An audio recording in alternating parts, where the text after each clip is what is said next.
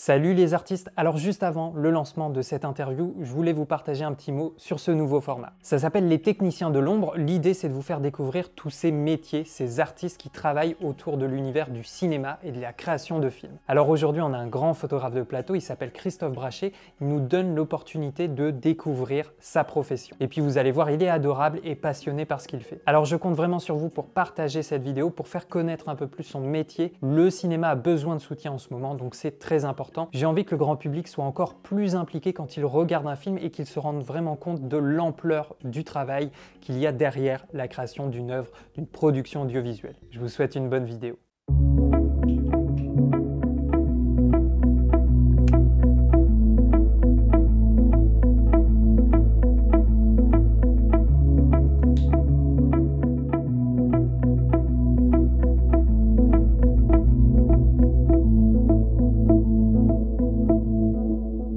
On va commencer tranquillement. Est-ce que tu pourrais te présenter et nous dire qu'est-ce que tu fais dans la vie? Alors, je m'appelle Christophe Brachet, je suis donc photographe de plateau de cinéma depuis 11 ans maintenant. C'est un métier que j'ai commencé il y a 11 ans, mais avant, je faisais quand même de la photo. Donc, j'ai 44 ans. Je suis un petit peu vieux, Et j'ai commencé la photo à 20 ans, quand j'étais étudiant. Donc, je suis originaire de Bordeaux, de Saint-Médard-en-Jalles exactement, un petit village à côté de Bordeaux. Ouais. Et j'ai fait mes études à Talence, j'ai fait STAPS à Talence, et j'ai découvert la photographie pendant mes études. C'est-à-dire que j'étais donc étudiant, je passais mes diplômes de professeur de plongée et professeur de surf en parallèle de mes études, et j'ai découvert la photo lors d'un voyage en Égypte plongée, où un moniteur de plongée m'a prêté un appareil photo sous-marin. Donc j'avais 20 ans, je découvre la photo sous-marine, essentiellement en noir et blanc parce qu'il avait emmené beaucoup de pellicules noir et blanc, hein. C'était l'époque de l'argentique, donc c'était il y a 24 ans. Et sur ce voyage plongé, je suis tout de suite amoureux de ce que j'ai entre les mains, de ce que je peux faire avec cet appareil photo-là, du noir et blanc aussi, très rapidement. J'aime le noir et blanc, pourtant je suis en Égypte, en mer Rouge, où il y a énormément de couleurs. Ouais. Tout le monde me dit « mais pourquoi tu ne fais pas la couleur ?» Je dis bah, « j'ai fait un peu de couleur, mais… » Je sais pas, j'aime cette sensation du noir et blanc, comment ça traite l'image. Et donc la photographie est née comme ça, et c'est devenu mon métier vraiment longtemps après, hein, puisque quand j'ai fini mes études ici à Bordeaux, je suis parti vivre en Martinique pendant 10 ans. Donc je suis arrivé en Martinique effectivement à 22 ans après mes études, et quand je suis arrivé là-bas, je suis tout de suite tombé amoureux de cette île. Je suis arrivé là-bas au début pour rester juste 2 mois pour faire la saison. Ouais. Dans mes vacances, en fait, j'avais un petit peu de temps donc, pendant la saison. J'avais fait 2 premières saisons ici à Arcachon. J'avais bien aimé, mais le froid m'avait un petit peu refroidi, entre guillemets. Je suis quelqu'un, j'aime la chaleur, j'aime l'été. Et je me suis dit, bah, la Martinique. Et j'ai fait cette 3e saison, je l'ai fait en Martinique. Et les 2 mois où je suis resté là-bas, je suis tombé amoureux de cette île. Je suis tombé amoureux des gens là-bas. J'ai trouvé que la façon de vivre, la culture locale m'a tout de suite plu. Et donc, j'ai terminé mes études là-bas et je suis resté 10 ans là-bas. Ça s'est fait comme ça, très naturellement, mais tout en restant dans le surf et la plongée. Je restais vraiment dans ces milieux-là. Donc, je continuais la photographie en loisir. D'accord, j'allais dire, tu ne gagnais pas encore ta vie avec? Non, je ne gagnais pas ma vie avec. Ce n'était pas mon métier principal. Au fur et à mesure, je photographiais mes clients. Donc, je vendais mes photos aux clients en plongée sous-marine. Donc ça devenait un petit truc en plus, mais je ne me considérais pas comme un photographe professionnel. Ouais. Beaucoup de gens à côté m'ont souvent dit « tes photos sont belles, on aime bien tes photos, tu devrais peut-être les vendre plus », mais je ne me suis jamais dit voilà. Ouais. Jusqu'au jour où mon ex-compagne là-bas, en fait, Océane, m'inscrit à un concours photo à Paris, un concours du Salon de la plongée à Paris. Et je gagne ce concours en fait, sur une photo en noir et blanc faite à Tahiti. Avec une raie léopard. Et c'est à partir de là où je me suis dit « Ah, peut-être que mes photos intéressent les gens, peut-être que je pourrais en faire plus ». Et puis après, la vie a fait que j'ai arrêté la plongée et le surf. Et j'ai eu une opportunité de venir à Paris grâce à un ami qui m'a prêté, un ami martiniquais, Yann Chaya, qui m'a prêté un appartement à Paris. Donc je suis arrivé à Paris avec un logement, ce qui est quand même pas négligeable à Paris. En plus, rue Quincampoix, en plein centre de Paris, donc magnifique. Et grâce à lui, j'ai pu arriver à Paris d'une manière un peu sereine, sans avoir un logement à m'occuper. Et par contre, en ne connaissant personne. Donc vraiment en me disant, je viens à Paris sans savoir ce que je voulais faire. Je voulais faire de la photo, je voulais faire de l'acting, je voulais faire de la réalisation, mais je me suis dit, j'essaye. Mon pote m'a dit vas-y, tu as l'appartement pendant 1 an. Et puis ce qui devait rester que pour 1 an s'est transformé en 10 ans. Encore une fois. Un peu comme la Martinique, hein. Je suis arrivé pour quelques mois, je reste 10 ans. Je suis arrivé à Paris pour 1 année, je reste 10 ans. Et voilà, donc je suis arrivé à Paris, j'ai fait une école d'acteur dans un premier temps. D'accord, encore. Voilà, je voulais essayer en fait, je me suis dit j'essaye. J'ai fait une école d'acteur pendant 1 an, le laboratoire de l'acteur à Paris, avec Hélène Zidi, et je me suis retrouvé un petit peu repéré par Dominique Besnéard, qui m'a laissé ma chance sur un casting. Et ce casting s'est très mal passé, malheureusement. Et donc à la suite de ce casting, j'ai dit à Dominique, écoute, malheureusement ce casting qui s'est mal passé, peut-être que ce film-là qu'il produisait, peut-être que je pourrais faire les photos de ce film. J'ai jamais fait de photos de cinéma, mais j'ai envie d'essayer. Il m'a dit oui, mais bon, t'as jamais fait ça. Et je lui ai dit, bah, écoute, je photographiais des requins avant, je pense que je devrais être capable de photographier un acteur sur un plateau de cinéma. Il m'a dit, celle-là, on ne me l'avait jamais faite. Et il m'a laissé ma chance sur le film qu'il produisait, qui était un film qui s'appelle Avant l'aube, un film de Raphaël Jacoulot avec Jean-Pierre Bacry et Vincent Rottier. Et un long métrage, voilà. Donc direct, mon premier film était un long métrage, mais je ne savais pas ce que je devais faire sur le plateau. Ça a été vraiment du feeling. Il y avait un photographe pro qui était là de temps en temps. C'était une coproduction aussi belge, donc il était belge, donc il venait de temps en temps sur le plateau. Et donc voilà, j'ai vraiment fait au feeling, et la chance que j'ai eue, c'est que mes photos ont plu. Et donc je suis parti de ce tournage-là, en faire un deuxième, voilà, juste après, Dominique Besnéard a produit Mince alors, un film de Charlotte de Turckheim. Et j'ai fait ce film-là ensuite, et puis après les choses se sont enchaînées assez rapidement. J'ai eu beaucoup de chance de rencontrer les bonnes personnes au bon moment, et aussi que ma façon de travailler plaise assez rapidement. C'est-à-dire que vu que je travaille au feeling, j'ai pas fait d'école de photo, je suis autodidacte, pas fait d'école de cinéma, j'y allais vraiment comme je le sentais. Et c'est ce qui a énormément plu souvent aux gens que j'avais en face de moi. Je pense que ce qui m'a servi et beaucoup aidé dans mon métier, c'est le fait que je venais de la photo sous-marine. Et donc j'ai vraiment fait la même façon que je travaillais sous l'eau sur un plateau de cinéma. À savoir que beaucoup de respect des acteurs que j'avais en face. Et de la même façon qu'on va photographier un requin ou un dauphin, il faut être très respectueux, mais surtout il faut arriver vraiment en étant très discret. Donc sur le plateau, j'étais vraiment tout le temps extrêmement discret. Mon but était de me faire oublier. Comme quand je suis sous l'eau, mon but c'est de me faire totalement oublier pour ne pas déranger et avoir quelque chose qui soit très naturel. Du coup, là tu as su que c'était le déclic, que c'était vraiment quelque chose qui t'intéressait, la photographie de plateau, à partir de cette expérience? Oui, ça a vraiment été, en fait, je rêvais de faire du cinéma depuis que j'étais petit. Vraiment, quand j'étais tout petit, j'ai toujours été fasciné par le cinéma. Il y a un film qui m'a vraiment marqué quand j'étais enfant, c'est Le Grand Bleu, d'où me retrouver prof de plongée après et être vraiment toujours à l'aise dans l'eau. C'est vraiment un film qui, moi, m'a profondément marqué, que j'ai vu, je pense, 300 fois et qui a été un moteur après parce que c'est ce qui m'a donné envie de faire du cinéma, je pense. Il y a eu d'autres films, il y a eu Gilbert Grape aussi avec DiCaprio qui lui m'a plus donné envie d'être acteur. Quand j'ai fait cette école d'acteur, vraiment c'est un film qui pour moi était un film référence. Et puis voilà, le cinéma était toujours présent et puis cette opportunité de pouvoir venir à Paris, c'est vraiment quelque chose que j'ai su saisir au bon moment. Et vraiment la photographie que je pratiquais depuis plus de 20 ans, effectivement, c'est quelque chose qui a été très naturel et s'est fait d'une façon vraiment toute simple. Voilà, ça s'est présenté à moi, je l'ai pris. Et puis ce plaisir d'être sur un plateau de cinéma, surtout de vraiment être totalement libre. Je suis un électron libre sur un plateau de cinéma. On me dit très peu ce que j'ai à faire, donc je peux vraiment composer de manière, comme quand je suis sous l'eau, d'une manière la plus créative possible. Je peux vraiment faire ce que je veux. Donc ça a été, après j'ai appris, le métier est arrivé après, l'expérience est arrivée après, mais je pense qu'au début j'étais d'ailleurs trop timide, parce que j'étais impressionné par les acteurs que j'avais en face. Mon premier film, c'est avec Jean-Pierre Bacry et Vincent Rottier. Pour moi, c'est deux très grands acteurs que je respecte énormément. Jean-Pierre Bacry, j'étais très touché quand j'ai appris sa mort récemment, parce que je trouve que ce sont des acteurs...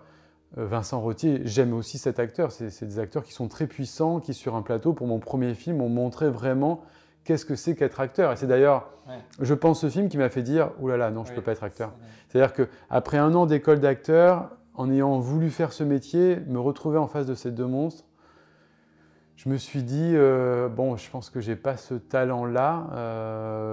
Et la photo, ça s'est tout de suite présenté à moi. Et Et surtout, en fait, ça m'a mis, en tant qu'acteur, même si j'avais fait cette école d'acteur, je ne me suis pas senti au niveau, en fait.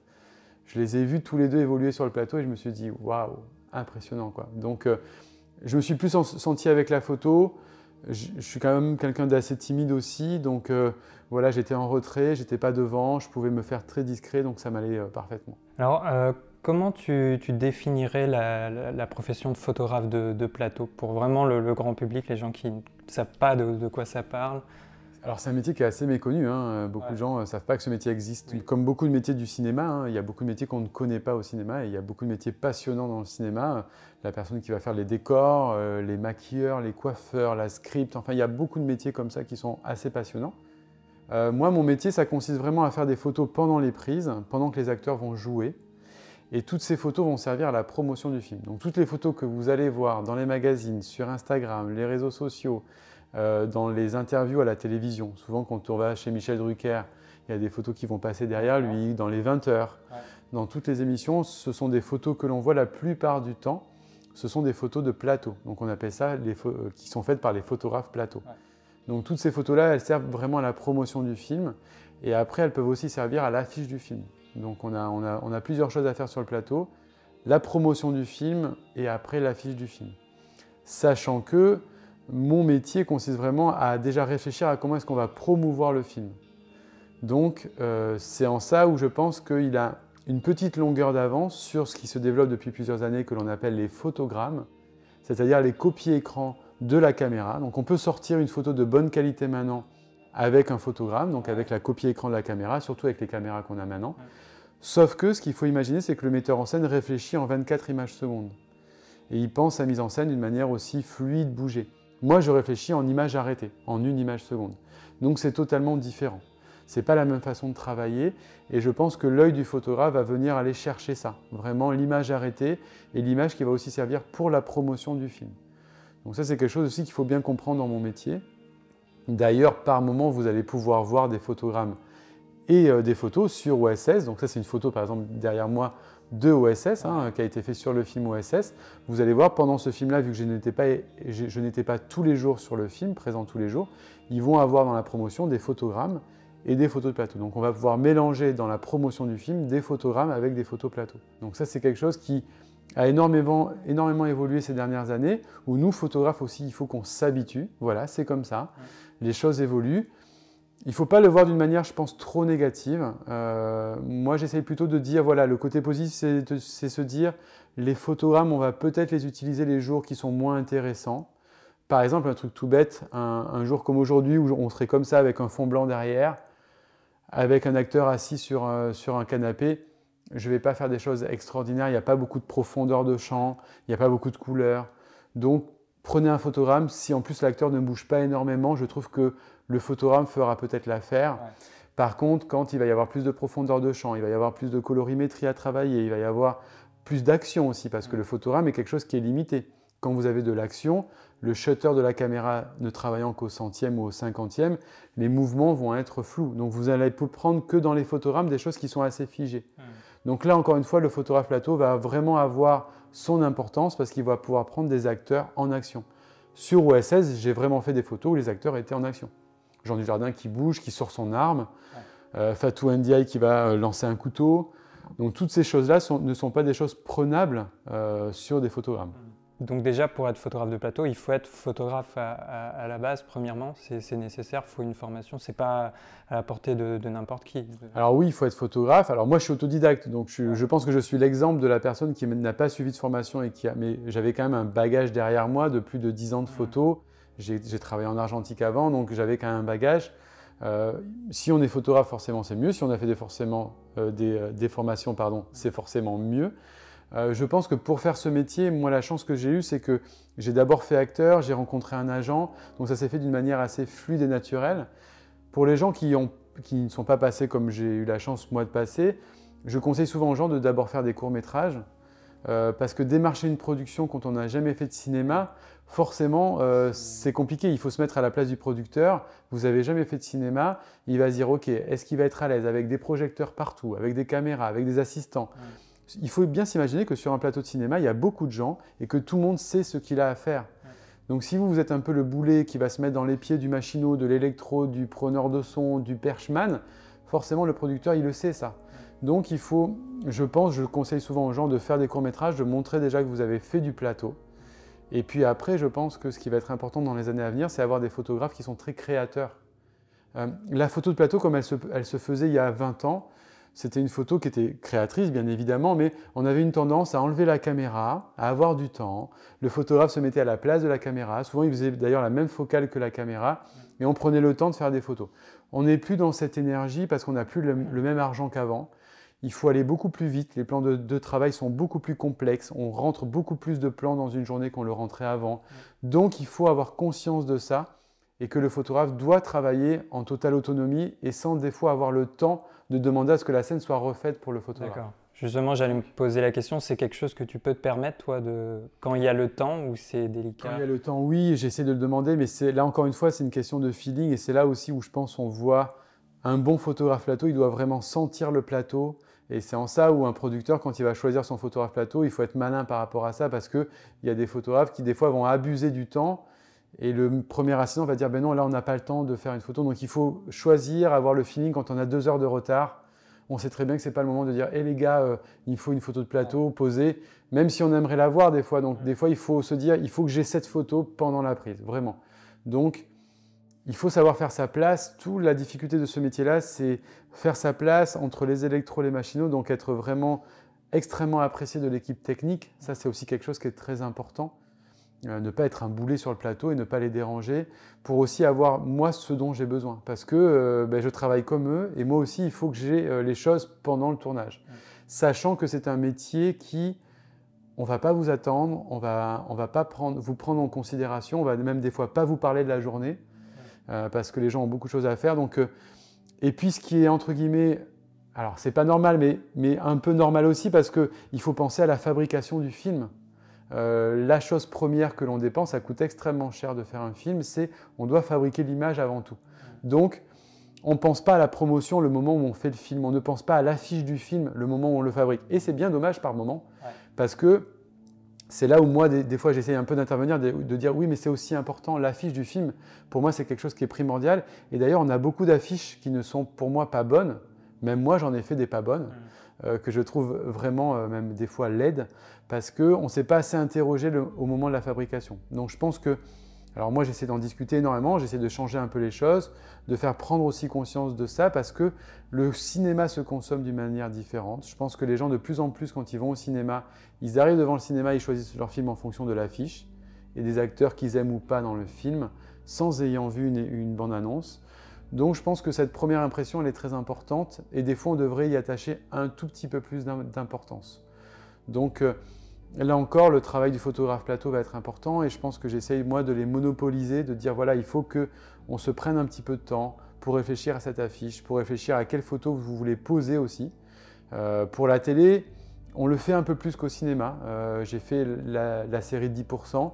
On avait vraiment, avec l'équipe de France Télévisions qui s'occupe de la photo, on y réfléchissait un petit peu plus aussi avec la production. Et ça, je trouve ça intéressant, d'avoir de temps en temps des choses un peu plus posées avec du face caméra. Puisque moi, dans la photo de plateau, du coup, je n'ai jamais de face caméra.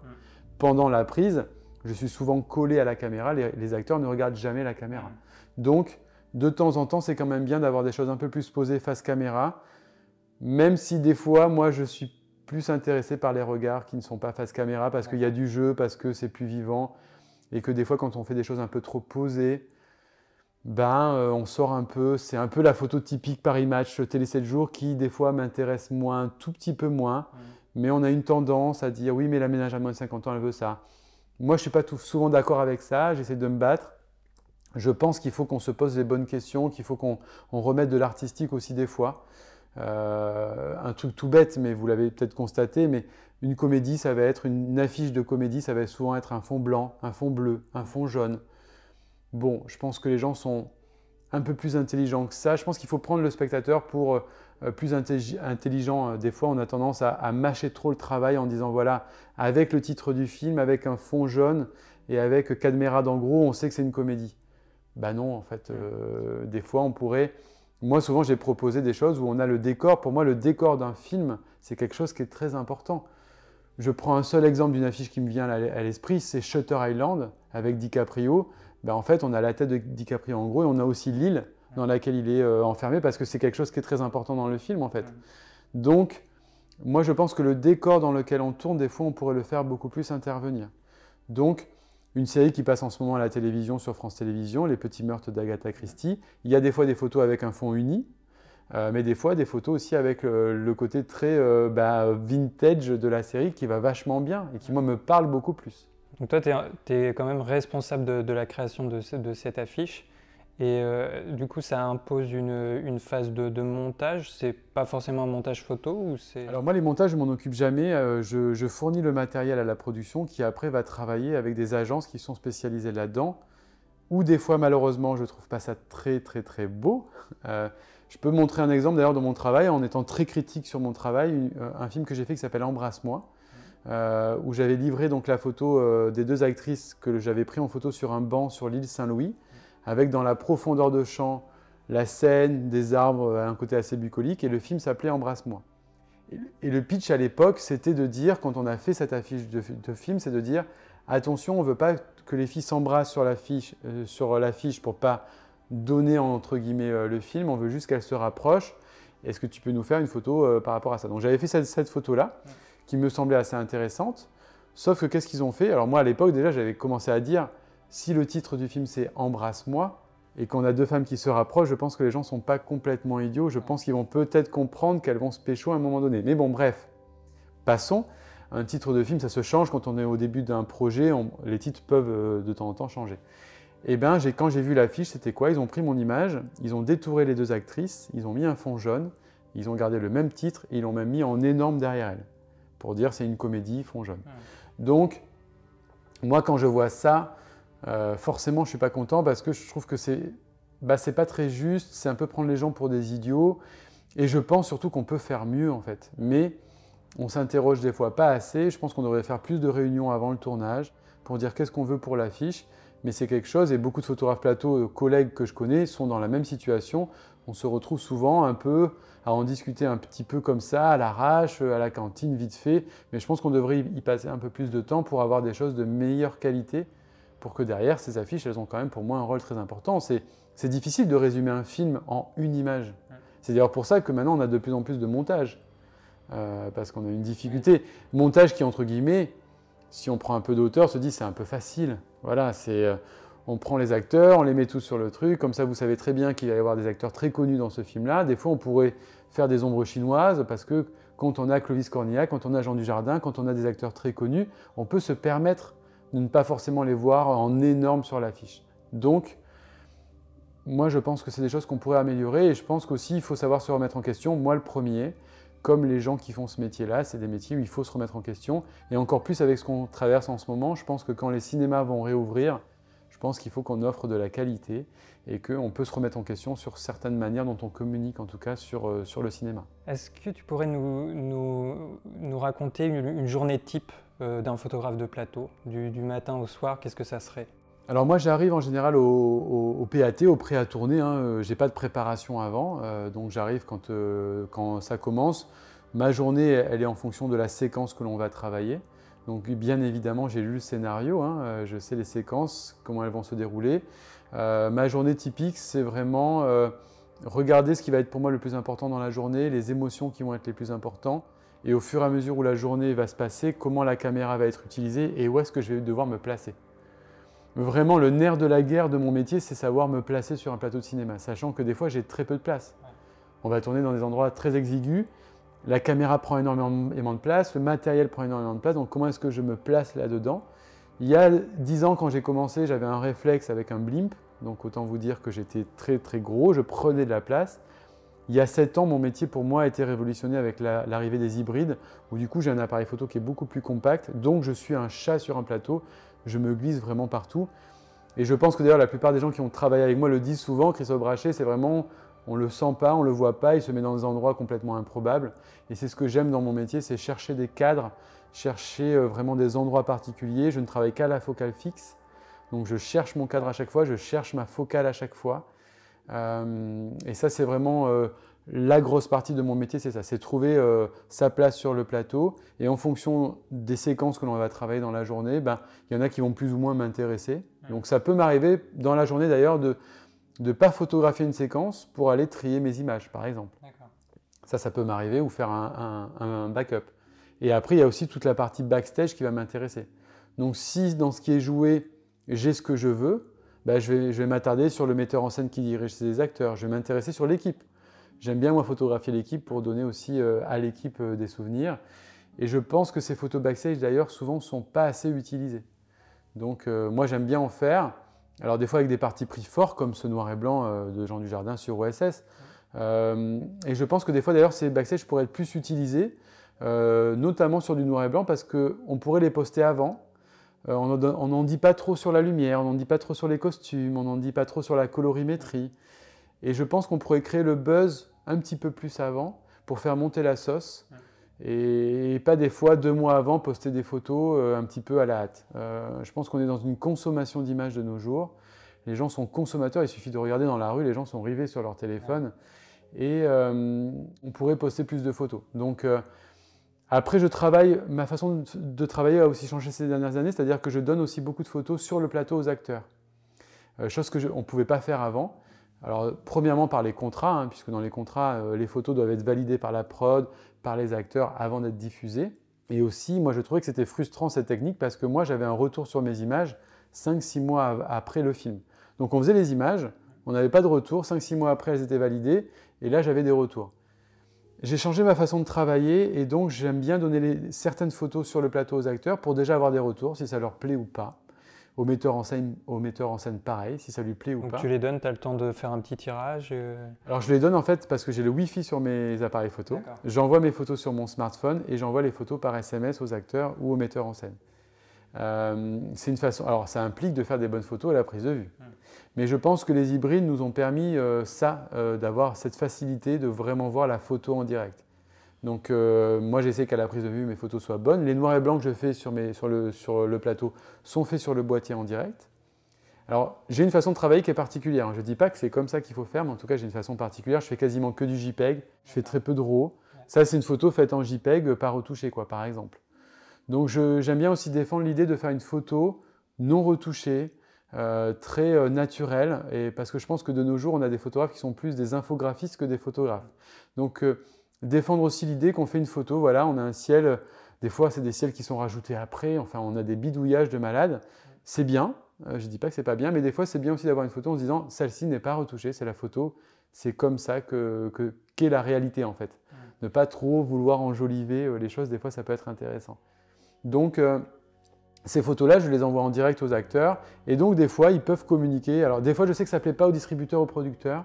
Ils doivent demander l'autorisation? Normalement, bien évidemment, il faut l'autorisation du distributeur et du producteur. Donc je pense qu'il faut qu'on ait des discussions par moment pour se dire bah, peut-être que je peux poster cette photo-là. En plus, c'est un noir et blanc. Ça montre aussi qu'on est en tournage, que c'est en train de se fabriquer.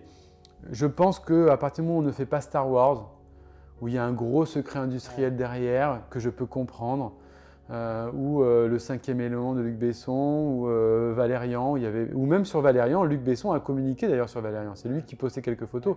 Donc je pense que Valérian, tiens, c'est un bon exemple de Luc Besson qui poste quelques photos pendant le tournage alors qu'il y a un gros secret autour de ce tournage-là. Donc je pense qu'on peut se permettre ça dans un souci de se dire aussi aux gens et aux fans, ben, on est en tournage, on est en train de fabriquer quelque chose, de toute façon vous allez le savoir, avec les smartphones en plus.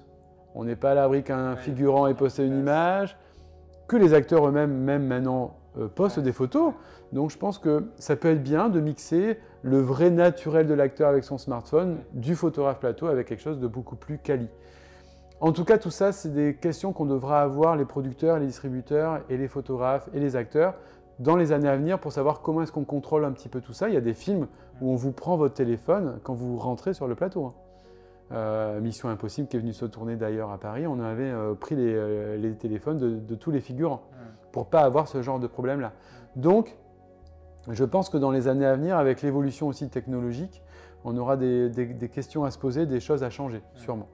En tout cas, sur le plateau, moi j'ai changé depuis quelques années ma façon de faire pour aussi avoir une relation à l'acteur que j'ai énormément changé par rapport à il y a 11-12 ans, quand j'ai commencé, c'est-à-dire qu'avant, Je pense que j'étais trop timide, je ne montrais pas mes photos. En plus, le processus, comme je viens de le dire, faisait en sorte que les acteurs ne voyaient les photos que 5-6 mois après. Le fait d'aller vers les acteurs, de leur proposer de leur donner des photos sur le plateau, ben finalement, ça m'a rapproché d'eux, ça m'a fait parler plus photos avec eux, de ce qu'ils aiment, de ce qu'ils n'aiment pas. Et je pense que ça a changé aussi la façon de travailler. Donc, ces avancées technologiques qu'ont le matériel, finalement, m'ont aidé dans mon travail à plein de choses et aussi dans ma relation aux acteurs. Donc là, il y a donc toute cette partie de prise de vue sur le tournage. Ça serait quoi les étapes ensuite pour toi? Alors les étapes après, c'est trier les photos, donc l'editing. Donc chose d'ailleurs où nous, photographes, on essaye de faire prendre conscience aux producteurs parce qu'on a un tarif syndical quand on est employé, comme tous les personnels qui sont sur un plateau de cinéma. Et il y a beaucoup de gens qui ont tendance à dire oui, donc le triage photo est compris dans la journée de travail. Mais si je fais 8 heures de travail sur un plateau, je vais souvent passer 2 heures à trier mes photos derrière. Donc l'editing, c'est une part importante d'ailleurs qu'on essaye de faire valoriser par les gens qui nous emploient, en disant c'est pas du SAV, hein, ça fait partie du travail en plus des photographes. Donc quand je rentre à la maison, j'ai vraiment ce travail-là à faire, l'editing. Des fois, comme sur OSS, j'ai une demande particulière du metteur en scène pour traiter les photos avec une certaine colorimétrie qui doit se rapprocher le plus possible de la caméra. Donc il va y avoir toute cette étape-là, et puis après il y a l'envoi au producteur, il y a l'envoi au distributeur pour validation. Donc moi en général je fais un oui transfert avec le photoplateau et un oui transfert avec les photos backstage. Donc où je différencie bien les deux, ça pour moi c'est très important. Et ça, tu le fais à chaque fin de tournage ou... À chaque fin de journée. Chaque fin de journée. Moi j'essaie de trier mes photos à chaque fin de journée, parce que sinon après c'est monstrueux. Ma moyenne c'est entre 1000 et 1500 photos par jour sur 8 heures de présence plateau. Je fais beaucoup plus de photos qu'avant. Avant, j'en faisais beaucoup moins. Mais avec l'arrivée des hybrides et avec l'arrivée des rafales, je m'autorise à en avoir plus pour aussi avoir plus de choix. Pour une chose toute bête, moi, la photo que je vais sélectionner, si elle ne plaît pas à l'acteur ou à la production, je leur dis j'ai un autre dossier non sélectionné dans lequel ils peuvent revenir et où ils peuvent voir peut-être la rafale et se dire ah ben je préfère celle-ci. Donc, plus de photos, mais sur les 1500, j'en garde. Ma moyenne, c'est 50 photos par jour de plateau. Entre 50 et 100 photos gardées. Et 50 et 100 photos backstage également. Donc ça va très vite. Hein. Quand je fais 20 jours de tournage, vous imaginez le nombre de photos qu'il va y avoir. L'avantage, c'est qu'on a quand même du choix maintenant aussi. Donc sur les acteurs, sur la production, sur plein de choses, ils auront beaucoup plus de choix aussi. Je pense que l'hybride nous a amené ça, c'est le fait de faire plus de photos, plus de choix. Alors certains diront que c'est un inconvénient, parce que du coup, il y en a trop. Donc moi je vois plutôt ça comme quelque chose de fort, surtout quand on a des gens très exigeants qui vont vraiment être dans le détail, il y a plus de choix, donc voilà, ils vont pouvoir choisir plus facilement. Alors en tant que photographe de plateau, c'est quoi les plus gros défis, les challenges les plus importants que tu dois relever?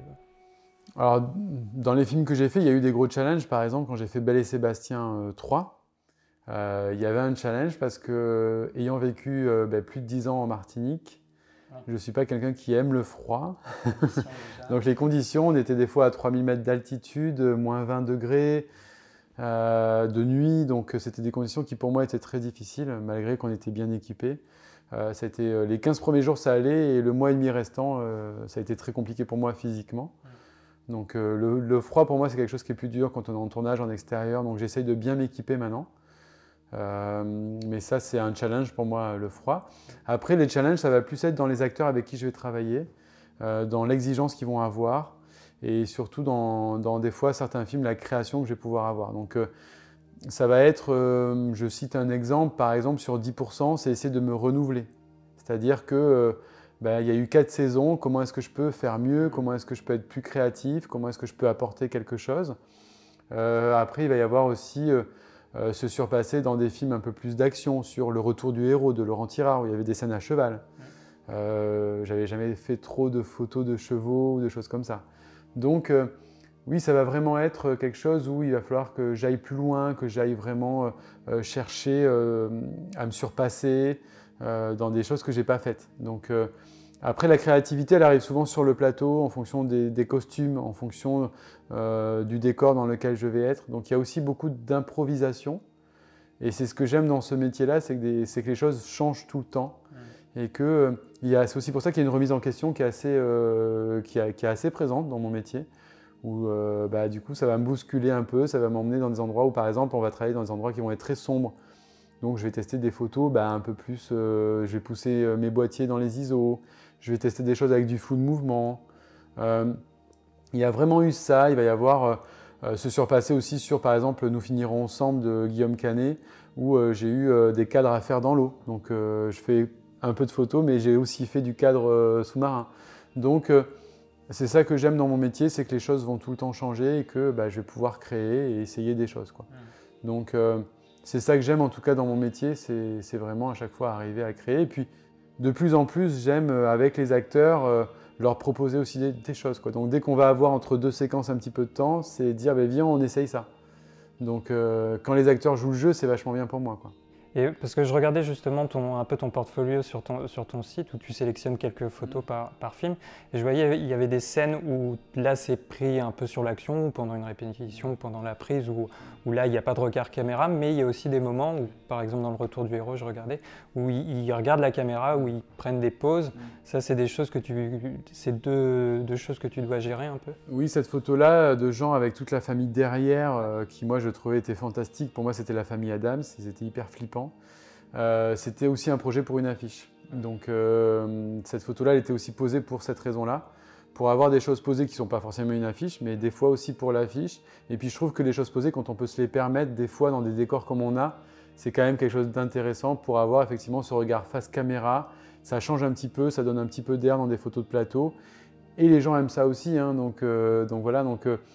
Et puis pour un projet d'affiche, je trouvais que ça aurait été une très très belle affiche pour moi avec la famille derrière, mais encore une fois, on est sur un sujet qui est délicat avec les distributeurs, c'est-à-dire que les distributeurs veulent voir souvent les personnages principaux du film. Là, c'était Mélanie Laurent et Jean Dujardin, donc ils voulaient les voir tous les deux en gros sur l'affiche. Je peux les comprendre hein, pleinement, mais je pense que quand on a Jean Dujardin et Mélanie Laurent sur un film, les gens les connaissent tous. Donc je pense que même s'ils avaient été un peu plus petits avec cette famille derrière, avec l'ambiance du château derrière, je pense qu'on avait quelque chose qui était complètement dingue avec en plus Noémie Merlan derrière qui est génialissime, avec son mari Christophe qui est aussi super, avec le gamin qui avait une tête complètement folle. Enfin, je trouvais qu'il y avait quelque chose qui était dingue dans cette photo. Mais bon, après ça a été gardé pour la promotion du coup. Avec quelle personne ou quel corps de métier tu es le plus en relation sur le tournage? Ça serait le réalisateur, parce que ça reste son film. Donc c'est ces images qui vont promouvoir son film. Donc j'essaie vraiment d'avoir une relation particulière au réalisateur. Après, c'est vraiment les acteurs, où j'essaie d'être très proche parce que c'est leur image aussi. Contrairement à ce qu'on pourrait penser, beaucoup d'acteurs sont vraiment flippés par la photo, encore plus quand je demande des choses posées. Ce qu'on peut comprendre, hein, un acteur, il n'a jamais l'habitude de regarder la caméra. Là, on lui demande de regarder la caméra et souvent de ne pas jouer ou de ne pas parler.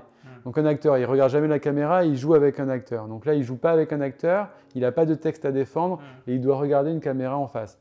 Donc on peut comprendre que c'est un exercice qu'ils n'ont pas l'habitude de faire dans leur travail de tous les jours. Certains sont plus habitués que d'autres parce qu'ils ont fait beaucoup de séances photos. Donc ils ont l'habitude d'avoir posé pour des magazines. Donc ça, c'est bien parce que du coup, moi, ça m'aide. Mais ça reste un exercice quand même assez particulier pour eux. Mais ça va être la personne vraiment qui va être la plus importante. Et après, bien évidemment, il va y avoir le chef opérateur, qui est vraiment une personne très importante pour moi, parce que c'est sa lumière que je vais travailler. Alors des fois, je fais des photos hors de sa lumière. Ça va m'arriver de moi aussi construire des fois ma lumière. Et donc les électros et les machinaux aussi, de les avoir avec moi pour m'aider à construire un petit studio photo à côté ou ce genre de choses-là. Donc il y a quand même beaucoup de gens avec qui je suis en relation sur le plateau. Il y a aussi beaucoup de gens comme la script avec qui je vais être en contact sur le plateau.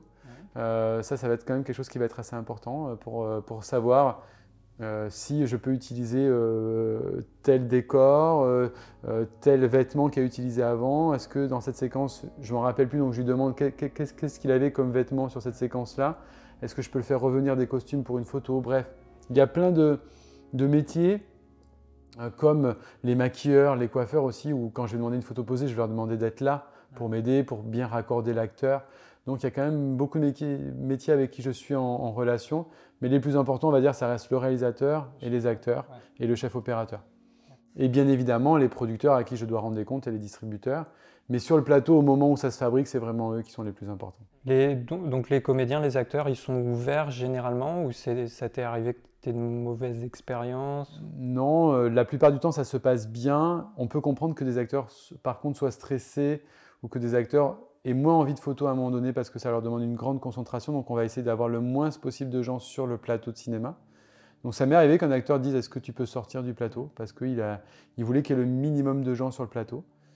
Mais globalement, la plupart des acteurs, il n'y a aucun souci. Ils ont aussi conscience que ça fait partie de la promotion, que c'est aussi pour eux, que c'est pour le film, donc il faut qu'on puisse travailler en étroite collaboration.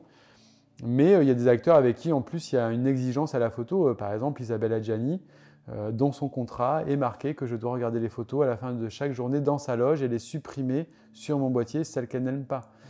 Moi, j'adore ça, quoi. C'est-à-dire que quand j'ai un acteur qui est aussi investi dans les photos, qui veut les voir avec moi, qui prend le temps de les regarder, qui va me dire ce qu'il aime et ce qu'il n'aime pas, c'est juste génialissime, quoi. Donc, à côté de ça, j'ai des acteurs qui s'en foutent complètement. À l'heure actuelle, Gérard Depardieu, il se fout complètement des photos de plateau. Et on peut le comprendre. Sa carrière, voilà, il en a fait tellement des photos, il n'a plus besoin de photos pour exister. Entre guillemets, il fait confiance aussi aux gens qu'il a avec lui, et puis il n'a pas forcément envie de se voir en photo. Parce qu'il n'est pas sur ça, quoi, donc tout simplement. Donc, il faut le comprendre complètement, il faut faire avec. Il faut du coup être très discret parce qu'il ne veut pas trop qu'on voit qu'on le photographie. Donc, ça peut donner lieu à des disputes parce que des fois, il peut un peu s'énerver. Mais tout ça, il faut le comprendre, il faut l'intégrer, il faut faire avec. Et puis, il faut être très respectueux, bien évidemment. Et puis, il faut composer, quoi. Ça fait partie de notre métier. Mais ça m'est arrivé que très rarement d'avoir des problèmes avec des acteurs. En général, il n'y a pas de souci. Et puis, s'il y a un souci, il faut en parler. Moi, je suis pour le dialogue, vraiment. Et même moi, je me suis amélioré au début. Je sais que j'étais un peu trop timide par rapport à ça, donc je me suis amélioré. Donc, il faut qu'il y ait beaucoup de dialogue. En tout cas, c'est une part qui est très importante et qui, je pense, dans les années à venir, prendra de plus en plus d'importance. Je l'espère. Hein. Je ne dis pas ça pour défendre que mon métier, mais c'est quelque chose qui va devenir important. Pourquoi ? Parce qu'il y a de plus en plus de communication. Les réseaux sociaux ont joué un rôle de plus en plus important. Et donc forcément, il faudra plus de photos et il faudra plus de photos de qualité.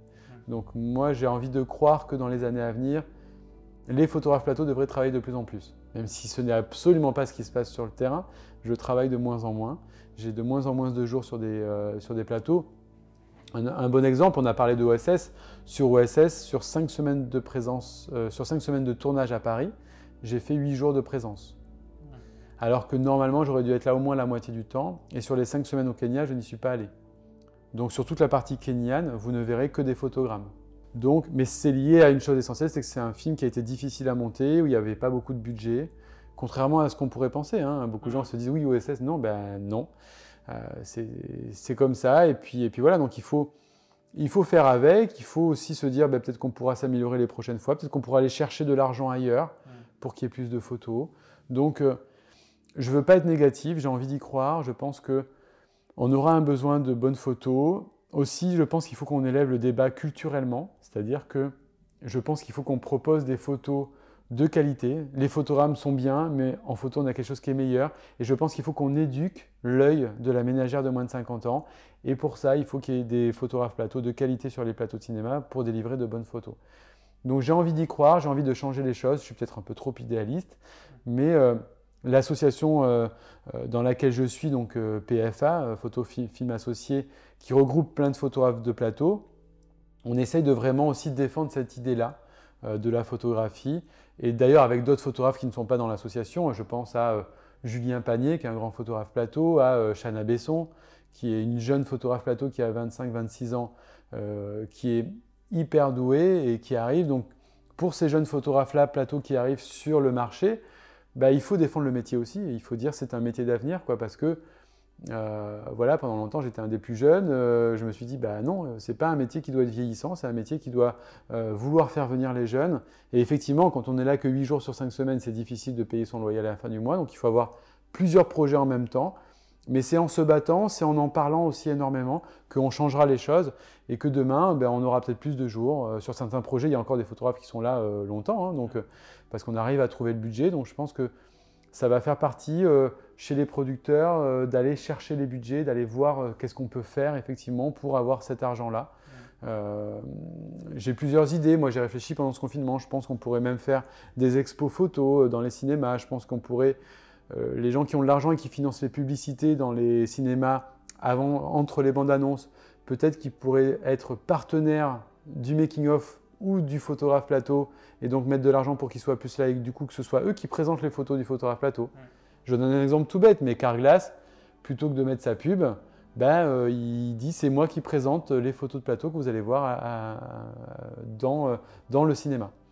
Je trouverais ça plus intelligent, plus culturel surtout, quoi. C'est-à-dire que des publicités, on est inondé de publicités de nos jours, c'est essentiel, hein, j'en ai conscience, hein, je ne crache pas sur la publicité, malheureusement on a besoin de ça, mais peut-être qu'on pourrait le faire d'une manière différente, on pourrait avoir des partenariats. Je sais que sur 10%, j'ai fait un making-of vidéo sur 10% sur la saison 3, et ce making-of vidéo, il n'y avait pas d'argent pour le financer, le producteur a été chercher L'Oréal, et c'est L'Oréal qui a financé le making-of. Et donc L'Oréal était partenaire, donc au début du making-of, vous voyez L'Oréal partenaire, et vous avez le making-of qui enchaîne. Alors après, c'est quelque chose qui est aussi un peu délicat pour certains acteurs, parce que certains acteurs pourraient dire « oui, mais bon, moi, je n'ai pas un partenariat avec L'Oréal ». Donc, j'ai conscience que c'est très difficile, c'est des choses où il faudrait qu'on y réfléchisse tous ensemble, mais il y a des partenaires sur un film qui sont aussi à la fin dans le générique, donc on pourrait trouver des partenaires pour, avant le film, proposer des diaporamas photos, des petits making-of de 1 minute, 2 minutes, qui seraient proposés, et surtout, je pense que le client qui viendrait au cinéma demain, il est un cinéma qui change par rapport à ce qu'il a vécu dans ce qu'on a vécu avant le Covid. C'est-à-dire que le lieu du cinéma pourrait redevenir non pas un lieu de surconsommation, de pop-corn, de M&M's ou de je ne sais quoi, ça pourrait toujours exister, mais aussi un lieu de culture où on pourrait voir des expos photos, c'est-à-dire changer les photos que dans certains cinémas, si vous allez à UGC Léal, c'est les mêmes photos depuis 10 ans. On pourrait changer ces photos tous les mois et mettre des photos des films à l'affiche, des photos de plateau, que les gens pourraient d'ailleurs acheter, comme dans un Yellow Corner. Et ensuite, quand on rentre dans la salle de cinéma, moi je sais qu'à Paris, ça m'énervait tellement ces pubs que j'arrivais à l'écran blanc. Alors j'avais pas le choix de ma place, hein. Je ne peux pas me mettre au milieu, mais je déteste être au milieu au cinéma, j'adore être sur les côtés. Donc je me mettais sur un côté, mais voilà, pour voir des publicités pendant 25 minutes avec de temps en temps des bandes annonces, que ça ait au moins un lien avec que ça ait un lien avec le film que l'on va voir. En fait, quand on va au cinéma, quand on paye 12 €, je me dis si on pouvait donner au spectateur quelque chose d'unique, parce que ce spectateur-là, depuis 1 an, il a découvert les plateformes, il a découvert Netflix, il a découvert plein de choses en restant chez lui, sans masque, faire pause quand il veut, sans pub, aller chercher son truc au frigo et revenir. J'ai vu des chiffres où les écrans, les énormes écrans, il y a eu une vente énorme pendant le confinement d'écrans, de sons surround, etc. Donc les gens se sont en plus équipés parce qu'ils ont fait des économies, donc ils ont acheté des super écrans parce qu'ils sont plus chez eux, donc ils ont consommé plus aussi de Netflix ou de choses comme ça. Donc je pense qu'il faut qu'on se remette en question et qu'on propose des choses nouvelles. Ça serait une idée. Alors je sais que c'est extrêmement compliqué, j'en ai conscience. Mais là, on a du temps. Si on est encore fermé 2 mois, peut-être qu'on pourrait y réfléchir. J'ai commencé un petit peu à en parler aux producteurs de OSS, à Gaumont. Donc, c'est des choses où je pense qu'on y réfléchit. Oui, les pubs, c'est des choses qui sont normées, c'est des choses qui sont comme ça. Mais peut-être que si demain, on réfléchissait à ce que ces pubs soient des partenaires et que ce soit eux qui présentent les making-of, les photos, je pense qu'il faut trouver une autre façon effectivement d'intéresser les gens. Donc, pourquoi pas directement dans la salle de cinéma ou par les réseaux sociaux après également, mais je pense que je suis convaincu que dans le cinéma, on pourrait intéresser plus les gens et que ce soit, alors je sais, j'ai conscience que c'est un lieu de consommation où beaucoup de cinémas ne vivent que grâce au pop-corn. J'en ai conscience en fait, mais on peut toujours changer les choses, on peut toujours réfléchir à d'autres façons de faire et pourquoi pas faire de ces lieux des lieux plus culturels, tout simplement. Et c'est pas si compliqué, c'est-à-dire qu'il y a 12 mois dans l'année, chaque mois on change les expos photos, quoi. Donc il y aurait 12 expos photos différentes. Je veux dire, c'est pas un travail non plus monstrueux. On pourrait imaginer de faire travailler localement les tireurs locaux, les encadreurs locaux. On pourrait proposer, alors moi dans ce que j'ai proposé là pour SS, on verra si ça marche ou pas, mais sur Bordeaux, en fait, faire travailler donc Panajou qui pourrait tirer les tirages. On pourrait vendre ces tirages et même dans un premier temps, ces tirages, on pourrait même revendre et que ça aille à des œuvres caricatives. Donc c'est ce qu'on s'est dit, pourquoi pas en fait, il y aurait, je pense, pas mal de choses à faire autour de la photo, autour du film que vous allez voir et surtout aller dans un cinéma comme on pourrait aller voir une expo photo et on pourrait avoir des choses qu'on n'a pas ailleurs, qu'on n'a pas en restant chez soi. Parce que maintenant, c'est ça que je me dis, c'est que les gens, ils ont découvert qu'ils pouvaient rester chez eux. Alors, vous allez me dire, oui, mais bon, avec le Covid, on a plutôt envie de sortir. Oui, bien évidemment. Mais sauf qu'aussi avec le Covid, il y a aussi beaucoup de gens qui ont malheureusement moins d'argent qu'avant. Donc 12 € une place de cinéma, c'est voilà, c'est quand même assez cher. Donc de toute façon, il faut qu'on se remette en question tout le temps. Et il ne faut pas rester sur ses acquis. Et je pense que le cinéma de demain, si on pouvait un peu le changer dans les prochaines années, pourquoi pas. Après, si c'est pas possible, c'est pas possible. Hein, je veux dire, voilà, mais au moins essayer. C'est des choses auxquelles moi j'ai réfléchi pendant le confinement. On avait du temps et voilà, donc on verra si ça aboutit ou pas. En tout cas, sur moi, quand ça rouvrira, j'aurai OSS qui sera à l'affiche sur lequel j'ai travaillé et le film de Laurent Tirard, Le Discours. Ouais. Donc déjà sur ces deux films-là, je peux proposer des photos qui ont été faites sur le plateau. Je pense que ça pourrait être intéressant. En tout cas, pour l'instant, la plupart des gens seront très pessimistes. Ouais. Moi, j'ai pas envie de l'être. J'ai envie d'être optimiste. J'ai envie d'y croire. Et je pense qu'on peut changer les choses. Là, dernièrement, j'ai eu des discussions très intéressantes avec des producteurs et des distributeurs sur les contrats. Pareil, on a des contrats qui n'ont pas forcément énormément évolué, alors que le métier a évolué. Donc je pense qu'il y a des choses qu'on peut changer, qu'on peut voir d'une autre manière. Et je pense qu'il faut qu'on s'interroge tous d'une manière plutôt intelligente. Et surtout, je pense qu'il faut qu'on mette du bon sens là-dedans. Parce que il faut aussi qu'on fasse attention à la précarité qui s'installe dans notre pays, dans plein de métiers très différents. Et si je suis honnête et que je prends du recul, mon métier, cette précarité, elle est en train de s'installer. Moi, je ne suis pas comme un électro, un machinot qui va travailler tout le long du film. Moi, je vais venir 5-6 fois sur 2 mois, quoi. Donc, si je n'ai pas plusieurs tournages, je ne peux pas payer mon loyer à la fin du mois. Tu as un statut d'intermittent en tant que… Alors voilà, on peut avoir plusieurs statuts. La plupart des photographes plateau ont un statut d'intermittent. Certains ne sont que sur facture. Moi, je suis donc intermittent et je vais avoir un statut, par contre, sur facture pour les sessions de droit, pour les affiches de cinéma et pour les photos en exploitation. Puisque quand on vient sur un plateau, on est payé pour pouvoir faire les photos, mais après, il faut effectivement qu'on cède nos droits à la production et à la distribution pour qu'ils puissent avoir le droit de les utiliser. Dans la photographie, comme dans plein de métiers, c'est quasiment tout le temps comme ça. Donc, à partir du moment où il y a une exploitation, notamment commerciale des photos, il faut qu'il y ait une cession de droits. Tu cèdes entièrement tes droits ou c'est dans une durée limitée ou… Alors, c'est tout le travail qu'on a ces derniers temps d'ailleurs, mais je cède tous mes droits, donc ils peuvent faire ce qu'ils veulent avant. Dans la durée, on essaye, alors il y avait des contrats récemment qui pouvaient être jusqu'à mes ayants droit, donc c'est-à-dire les ayants droit, ça veut dire que 70 ans après ma mort, ils peuvent les utiliser. On essaye de réduire ça à 30 ans. Des fois, on peut être entre 15 et 30 ans. Mais c'est difficile, clairement, c'est compliqué. Et puis c'est vrai que pour eux, c'est plus simple. On peut se placer de leur point de vue, on se dit, bon, ben voilà, on les a ad vitam aeternam et on peut faire ce qu'on veut pendant tout le temps.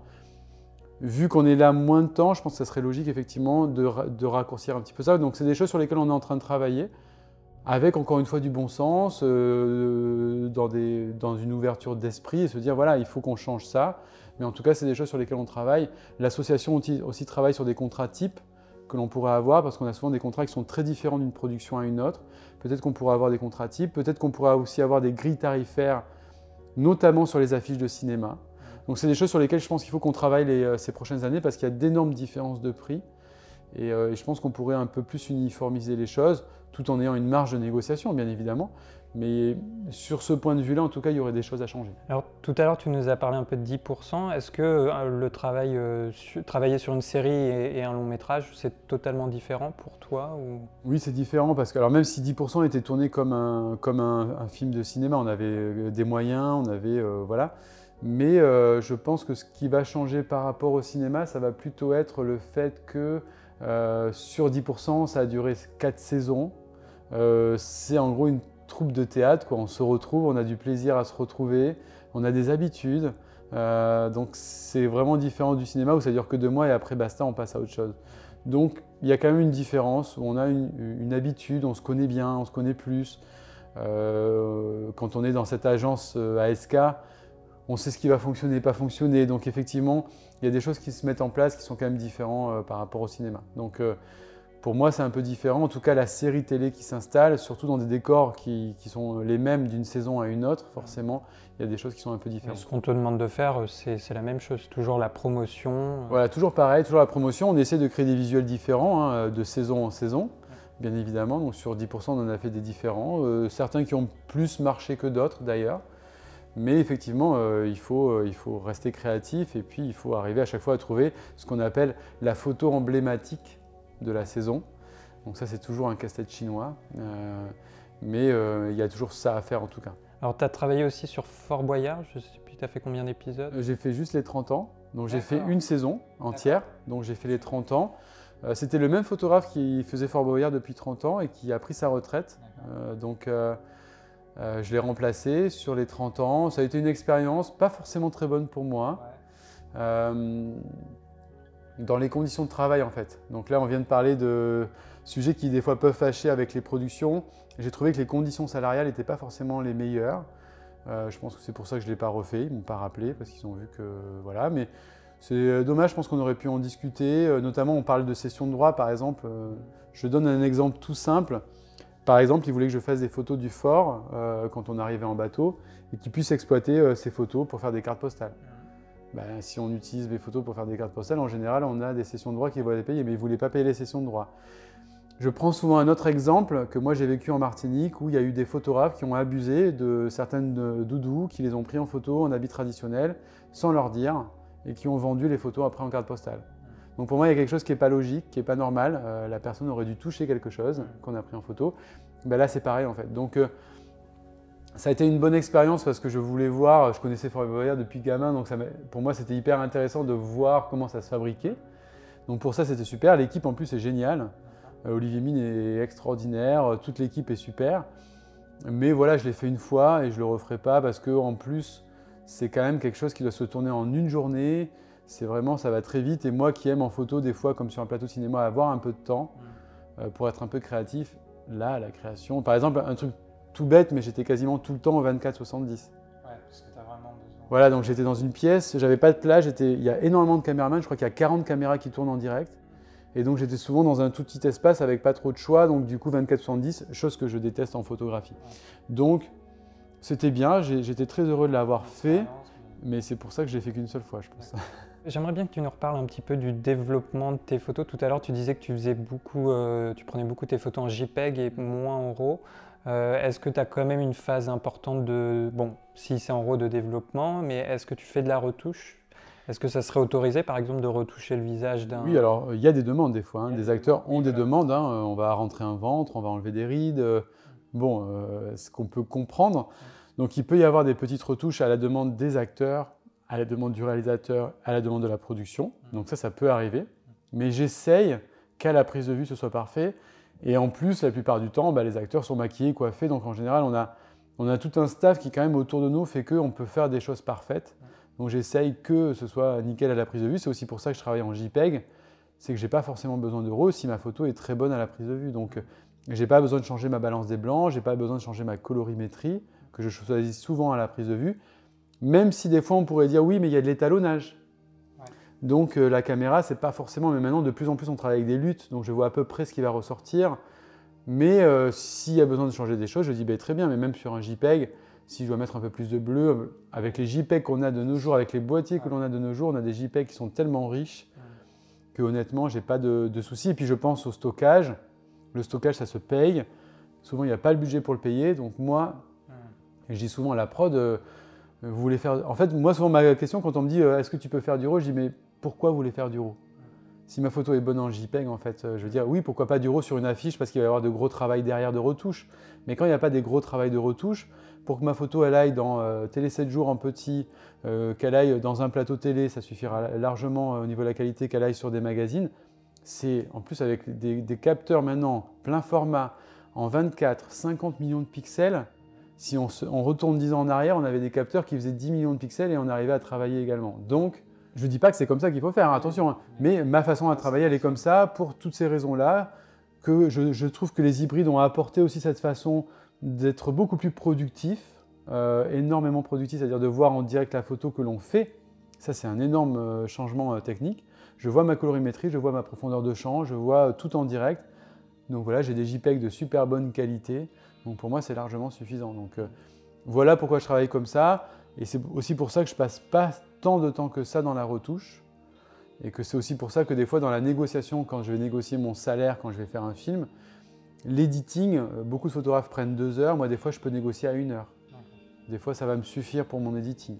Mais par contre, il y a des photographes qui vont effectivement travailler en RAW, qui ont besoin d'avoir du temps pour développer leurs fichiers, pour traiter leurs images. Donc il faut prendre tout ça en considération, ça va être très très important. Donc voilà comment je travaille d'une manière assez simple, hein. Et puis j'aime aussi défendre une idée dans la photographie, de dire voilà, cette photo est pas retouchée, quoi. C'est le photographe qui l'a fait à la prise de vue. Je trouve que c'est hyper impactant, quoi. Tu me disais en off que celle-là, justement, c'est du JPEG. Ça, c'est du JPEG, c'est le mode HCBW des Sony qui marche très bien, qui a un noir très noir et un blanc très blanc dans l'image avec beaucoup de contraste, beaucoup de profondeur, que moi j'aime énormément dans le noir et blanc. C'est quelque chose que je retrouvais quand j'étais en argentique avec certaines pellicules que l'on avait qui étaient très contrastées. Donc ça, c'est un JPEG brut, non retouché, c'est la colorimétrie de l'appareil photo. Jean Dujardin est parfait, il se tient parfaitement. Je n'ai pas retouché ses rides, il n'y a rien qui est retouché, quoi. Donc là, c'est vraiment la photo brute, quoi. Bon, bah, ça tombe bien, alors je voulais qu'on parle un peu de matériel. C'est quoi ton équipement aujourd'hui sur un plateau de tournage? Alors mon équipement, pour moi, il y a le boîtier parfait pour la photo de cinéma, c'est l'Alpha 9 Mark II. Voilà. Donc l'Alpha 9 Mark II donc, que j'utilise, ça c'est vraiment mon boîtier sur le plateau, avec une de mes optiques préférées, le 85 mm Batis. Donc tu nous disais que tu travaillais que en focale fixe. Voilà, donc que en focale fixe. Moi, dans mon sac photo, j'ai un 24 mm, un 35 mm, un 55 mm, un 85 mm et un 135 mm. Voilà. Donc toute une palette vraiment pour tout couvrir.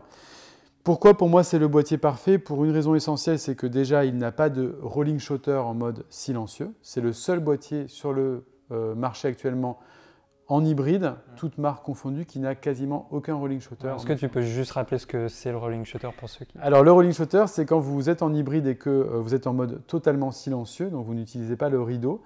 Quand vous prenez quelque chose qui bouge avec un gros mouvement, le rolling shutter, c'est la déformation de l'image. Donc un bon exemple souvent du rolling shutter, c'est si vous prenez un golfeur qui va donc taper sa balle, en mode silencieux, pour beaucoup de boîtiers hybrides, la canne va être totalement déformée. Donc il faudra se mettre en mécanique pour ne pas avoir de déformation. L'Alpha 9 n'a quasiment pas de rolling shutter parce que l'information est traitée en direct sur le capteur. Donc en fait, le processeur qui va traiter l'image du capteur en direct va la traiter d'une manière tellement rapide qu'il n'y a pas de rolling shutter. Pour faire simple, en gros, techniquement. Donc ça, c'était un des gros avantages de cet Alpha 9 quand il est arrivé sur le marché, il y a maintenant 4 ans, je crois. Moi, quand je l'ai eu entre les mains, j'étais complètement séduit dès que je l'ai utilisé. En plus, le jour où je l'ai utilisé, je me rappelle, mon premier jour, c'était sur le retour du héros avec Jean Dujardin. Et il y avait une scène où il était à cheval et je l'ai utilisé en 20 images secondes, je m'en rappelle, avec vraiment l'autofocus qui ne l'a jamais perdu tout du long. Et j'ai pu du coup choisir ma photo parfaite du cheval qui avait un arrondi parfait au niveau de ses pattes. Alors on m'avait dit, le dresseur m'avait dit, tu vas voir, c'est très compliqué à prendre en photo, il faut que tu aies l'arrondi parfait. Quand j'ai eu ce boîtier entre les mains, j'ai dit, ça va être complètement facile. Et à pleine ouverture en plus. Donc je suis toujours sur la plupart de mes photos à pleine ouverture. Donc là, 85 mm 1.8, grosse prise de risque on pourrait penser, finalement pas du tout, grâce à ce boîtier-là. L'autre inconvénient de ce boîtier-là, c'était, donc ça c'est l'avantage du boîtier, son seul inconvénient, comme beaucoup d'inconvénients de beaucoup d'hybrides sur le marché, c'est ce que l'on appelle le banding. Donc c'est des grandes bandes qui vont apparaître en fait quand vous faites la photo, qui n'apparaîtront pas quand vous êtes en mécanique, mais qui vont apparaître quand vous êtes en total silence. L'A9 arrivait à le gérer à peu près, mais des fois on en avait quand même quelques petites, donc on était obligé de baisser sa vitesse de travail de l'appareil photo, c'est-à-dire que j'étais obligé de me mettre au 200e, même des fois au 60e, en fonction de la lumière qui était en 60 Hz par exemple. Donc c'était un des inconvénients du boîtier, que j'arrivais à quand même avoir très peu, mais bon bref. Donc voilà, donc c'est pour moi le boîtier parfait qui va être remplacé par le nouveau qui vient d'être annoncé, l'Alpha One, qui lui est le premier hybride au monde à ne pas du tout avoir de banding. Donc pour mon métier personnellement, qui est donc l'obligation de travailler en total silence, c'est une révolution. Donc plus de blimp, de boîtier. Voilà, moi il y a 10 ans, j'ai commencé avec des réflexes où j'avais donc un réflexe avec un blimp. Il y a encore des photographes qui travaillent comme ça, hein. Ça marche très très bien, hein. Donc vous avez votre boîtier réflexe avec un énorme caisson qui va insonoriser le boîtier réflexe pour ne pas faire de bruit et pouvoir photographier pendant les prises. Sauf que moi qui ai des petits problèmes de dos, c'est quand même assez lourd et je trouve que c'était pas discret. Quand les hybrides sont apparus sur le marché, j'ai tout de suite pris un hybride pour, on le voit bien, sa compacité. Donc voilà, donc l'Alpha 9 Mark II sur le plateau. Pourquoi j'ai mis un petit scotch noir que vous devez peut-être voir ici sur le boîtier? Ce petit scotch noir, il va vraiment servir à être le plus discret possible, à ne pas faire de réflexion. Vu que le Sony est écrit en blanc et en gros, ça peut gêner un acteur déjà premièrement, et deuxièmement, ça peut faire aussi une réflexion. Donc pour éviter tout ça, voilà pourquoi j'ai scotché la marque Sony. Donc ça, c'est vraiment mon boîtier préféré pour le plateau, avec mon optique préférée qui est le 85 que j'utilise le plus souvent. Alors pourquoi est-ce que je n'utilise pas une optique Sony? J'aurais pu utiliser le 85 G Master de chez Sony, qui ouvre à 1.4. Là, j'utilise le Sony, le Batis de chez Zeiss. Pourquoi? Parce que déjà, premièrement, il est plus compact que le G Master. Alors oui, il ouvre à 1.8 et pas à 1.4, mais honnêtement, la différence entre 1.8 et 1.4 est très infime.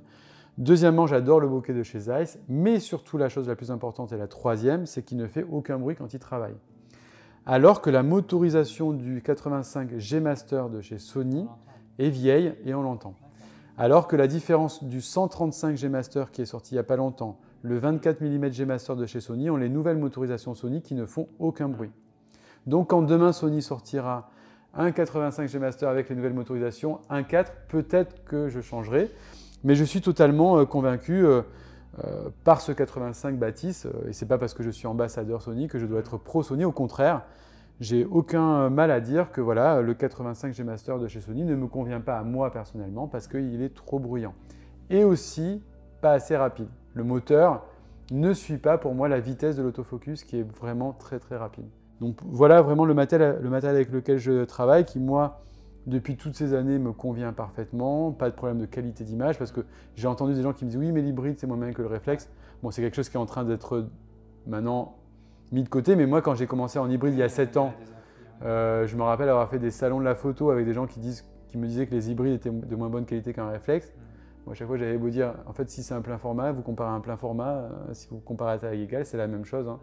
C'est juste que tout est traité électroniquement parlant. Et on voit le boom des hybrides qui, à mon avis, et le futur de la photographie. Toi, ça a vraiment révolutionné ta pratique? Moi, ça a révolutionné ma pratique parce que j'ai l'obligation d'être en silence, mais je pense que ça pourrait révolutionner la pratique de beaucoup de photographes. Je pense à un photographe de mariage, par exemple, qui peut être silencieux dans une église ou à la mairie. Je pense à des photographes de presse. Quand vous voyez les campagnes par exemple les campagnes presse, quand un président va parler ou un ministre va parler, on va plus entendre les photographes autour que lui qui parle. Bon, c'est pas forcément dérangeant par moment, mais pour plein d'autres métiers, je pense aussi aux gens qui voyagent, qui vont photographier une cérémonie à Bali, par exemple, pour être silencieux, à des photojournalistes qui peuvent du coup être beaucoup plus discrets également. Voilà, pour moi, le silence sur un boîtier, c'est vraiment une prouesse technologique qui a révolutionné mon métier en tout cas. Est-ce qu'il y a encore une caractéristique, une fonctionnalité qui n'existe pas encore et que tu aimerais voir incorporée dans ces boîtiers? Ben moi, ce que j'attendais avec grande impatience, c'était le banding. Donc là, maintenant, avec l'Alpha One, c'est pour ça que je vais revendre mon Alpha 9 Mark II pour m'acheter l'Alpha One pour cette raison-là essentielle, qui effectivement est pour moi le boîtier révolutionnaire le plus, quoi. Qu'est-ce que je pourrais... Ça, c'est une bonne question. Qu'est-ce que je pourrais lui demander de plus? On commence à avoir pas mal de choses déjà. Là, on a pas mal de choses quand même. Donc là, non, je vois pas ce qu'il pourrait apporter de plus jusqu'à présent. Avec l'Alpha One que j'ai testé, moi, en making-of, j'utilisais le 7S pour mes making-of. Donc là, dernièrement, j'utilisais le 7S 3. Voilà, c'était le fait d'avoir deux boîtiers. Mais là, c'est vrai qu'avec cet Alpha One, j'ai envie de dire, ils ont réussi à... Je pense que Sony, la force de Sony avec ce boîtier, c'est qu'ils ont réussi à combiner tout leur savoir-faire et à le mettre dans un seul boîtier. Je pense que c'est pour ça qu'ils l'ont appelé l'Alpha One, hein. C'est la stratégie commerciale, on la devine assez facilement. Et donc voilà, donc moi je suis pleinement satisfait. Et puis surtout, j'ai jamais eu de problème de casse. C'est du matériel qui est résistant. Moi, j'utilise tous les jours. Je fais 1500 photos avec tous les jours. Donc bon, il encaisse quand même beaucoup de choses avec moi. Et je trouve que j'ai jamais été déçu, en tout cas par ces boîtiers-là. Et ils répondent parfaitement à ce que je veux, quoi. Donc ça, c'est ton équipement. Tu as des accessoires particuliers ou... Non, parce que je peux utiliser les accessoires que j'ai sur le plateau. Donc je vais utiliser un Kino d'un électro. Je vais utiliser un poly pour amener un peu lumière, par exemple. Donc sur un plateau, j'essaie d'être le plus léger possible. Ça, pour moi, c'est quelque chose qui est très important. Être le plus léger possible. Ouais. J'ai des petits problèmes de dos en plus, donc j'essaie de faire très attention à mon dos. Donc j'aimerais, à l'avenir, si on pouvait améliorer quelque chose, c'est faire des optiques encore plus légères. Ouais. Sony a bien travaillé, je trouve, mais le 135 G Master 1.8 est quand même assez compact, mais il est quand même encore un peu lourd. Donc le prochain 85, s'il sort, j'aimerais qu'il soit très compact, comme le 55, qui est très compact, et comme le 24 mm, qui est très compact. Donc moi, c'est ça que j'aime dans ces boîtiers-là, qu'ils soient le plus compact possible. Tu parlais un peu de making-of, du coup, c'est quelque chose que tu fais aussi Oui, j'en ai fait et je pense que mon métier pourrait se transformer d'ailleurs en ça, c'est-à-dire faire du making-of, parce que les boîtiers qu'on a maintenant intègrent ça. Alors beaucoup de photographes ne veulent absolument pas en faire, parce que c'est deux métiers totalement différents et je le comprends. Faire du making-of et de la photo, c'est deux choses très différentes.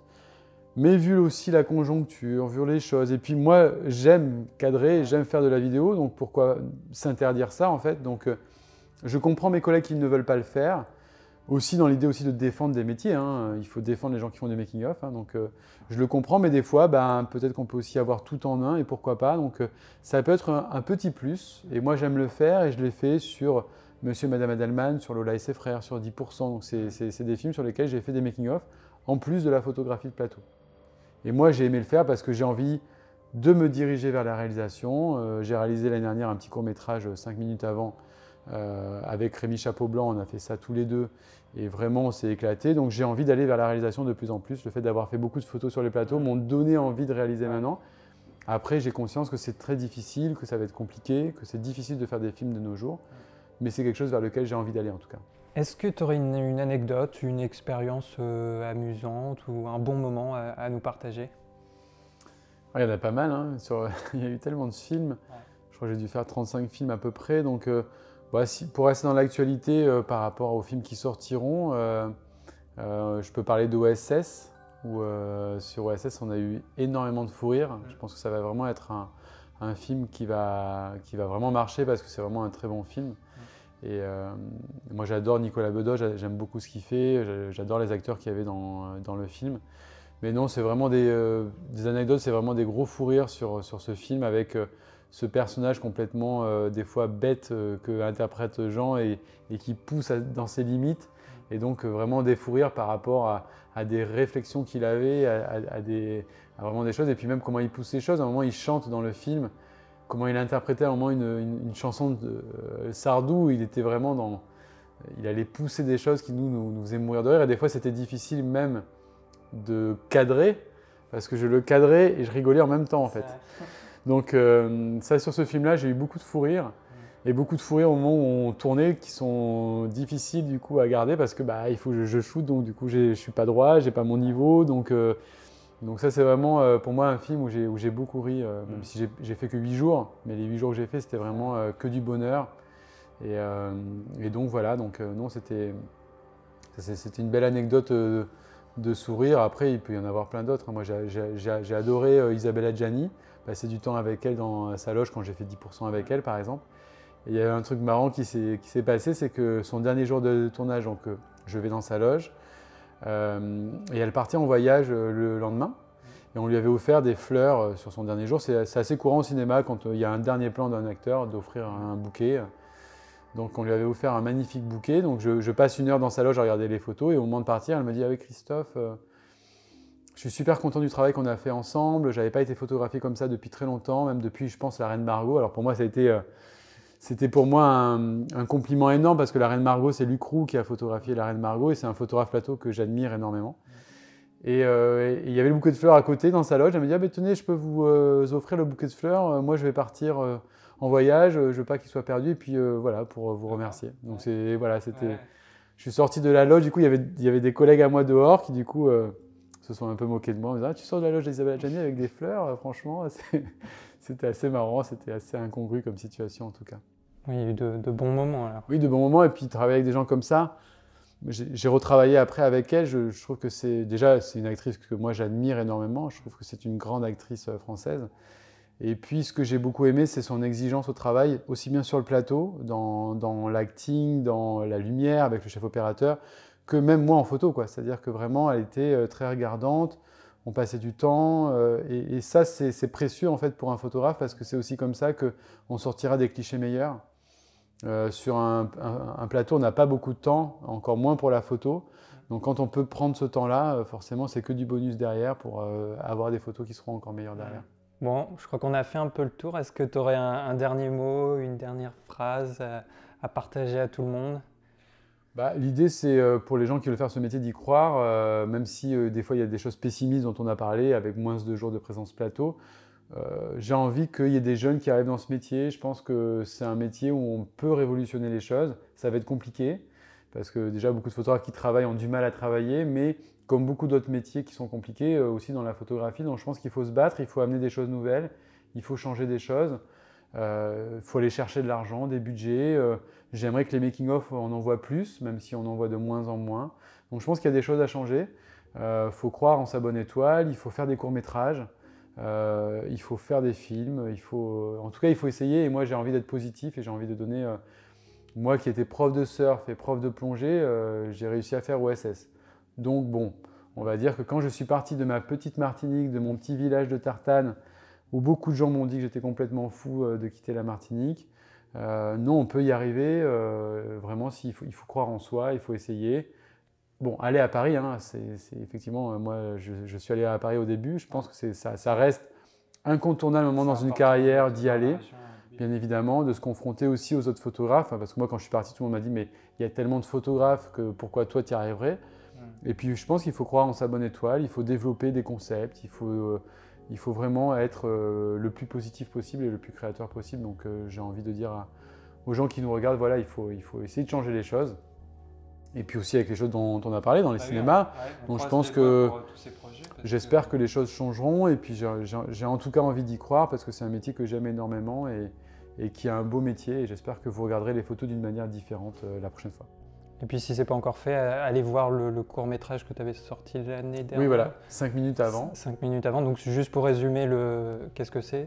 Alors ce film, ça a été un film important à faire parce que je l'avais dans la tête depuis très longtemps. Et c'est vraiment un film où je voulais travailler avec un apnéiste, Sidney Régis, que je connais depuis très longtemps, martiniquais. Et j'avais vraiment envie de parler, alors je ne vais pas résumer le film parce que du coup il faut le voir, mais en tout cas j'avais envie de parler de quelque chose de particulier en apnée, que je traite pendant le film. Et ce film, ce qui était important pour moi, c'était de le faire avec donc Sidney, d'embarquer aussi avec moi un ami à moi, Rémi Chapeau-Blanc, qui a aussi été ambassadeur Sony, et de le faire avec très peu de matériel. Donc on est parti avec deux Alpha 7 Mark III, deux optiques, un 24 mm, le G-Master, et le 55 mm, f1.8, et avec deux caissons, fournis par Photo d'Enfer à Paris, deux caissons Ecolite. Et l'idée, c'était de dire, on part juste avec notre franchise bagage, un peu d'éclairage, donc de l'éclairage en continu avec des parachutes. Et on part comme ça avec très peu de budget et on va essayer de tout filmer à l'autofocus à pleine ouverture. Donc c'était pousser les caméras dans le retranchement. Et ça marche bien dans l'eau Et ça marche super bien. Ça marche super bien. Alors des fois on a eu des ratés, mais des fois on a eu des surprises. Donc l'idée c'était ça, c'est de dire on fait un film d'une manière très minimaliste. Et on veut dire aux gens, voilà, on peut faire un film de nos jours avec peu de moyens, si on s'interroge vraiment sur l'artistique. Et l'idée c'était ça, c'était vraiment de perdre les gens dont l'horizontalité, la verticalité, le haut, le bas, la gauche, la droite, on est dans l'eau, on n'est pas dans l'eau. C'était un film important pour moi. Et puis aussi parce que je voulais faire ce film en Martinique, parce que j'aime profondément cette île, que j'avais envie de faire ce film là-bas. J'avais envie de le dédier à quelqu'un aussi. Donc voilà, c'était quelque chose qui était important pour moi. Ce film-là, c'est vraiment un film qui est très important dans mon cœur en tout cas. Bon bah, merci beaucoup Christophe d'avoir répondu présent à cette interview. Et puis j'espère que tout le monde a pu découvrir un peu plus ta profession, donc la photographie de plateau. Et puis voilà, on croise les doigts pour tous tes projets et pour la suite. Merci en tout cas, merci beaucoup, merci de m'avoir accueilli.